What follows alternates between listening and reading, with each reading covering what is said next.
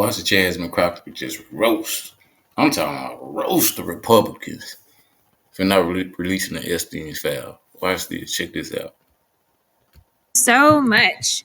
I move to strike the last words. Gentle ladies recognized. And so, a couple of things. My not friend from Texas specifically cut me off by the time that I wanted to indicate to him a couple of things. One thing y'all have not said thus far as I can tell, is y'all may have amnesia about this mandate. You know, y'all kept talking about how President Trump was reelected and it was a mandate. And y'all aren't talking about the campaign promises. The campaign promise that he made. You see, when we had the Democrats out there, we weren't promising anything about the Epstein files. For all I know, our DOJ was invested in making sure that they could continue to reveal other people that should be held liable. Instead, it was your side that made this a campaign promise. So to now say that we are playing political games when we know that he actually ran on this is a farce. That's number one. Number two, everyone on this committee and everyone in Congress should have an issue with the fact that right now we know that Ghislaine Maxwell has not only been transferred out of her housing in Florida down to somewhere that looks probably a little bit more like Mar-a-Lago in Texas, but now there are conversations about pardoning her. So I think that the American people should have full transparency about what took place when you're talking about someone who went in front of a grand jury and was found to have enough information to go forward and indict her, and then she was convicted, and then she was given 20 years, yet the president is in talks about potentially letting a convicted sex offender out. That's not... Hey, the reason why he doing that, because he a convicted sex offender his damn self. They all ran in the same circle. That's his friend. So yeah, he trying to let his friend out. And then plus she got dirt on his ass anyway. So say, hey, trying to cover every damn thing up. They try to get it right. Number two. Number three, I don't know if any of y'all took the time to sit down with any of these survivors, but let me be clear. These survivors have made it abundantly clear to us that there was cooperation at all levels of government, and they are talking about fake immigration papers.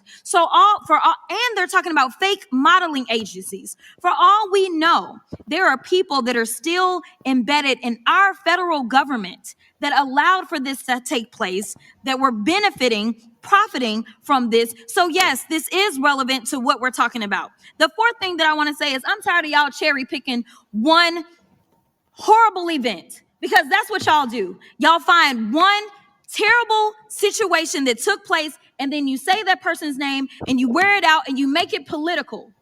The reality is this. I got a few names for you if you want to start going through names, and you tell me which one of these names you've decided to do any type of legislation behind. We've got Virginia Guffrey. We've got Annie Farmer. We've got Maria Farmer. We've got Courtney Wild, Michelle Licata, Jenna Lisa Jones, Jennifer Araz, Sarah Ransom, Shantae Davies, Carolyn Adriano. And the reality is that it's our understanding that there may be close to 1,000 victims of Epstein, Maxwell, and others. So stop playing.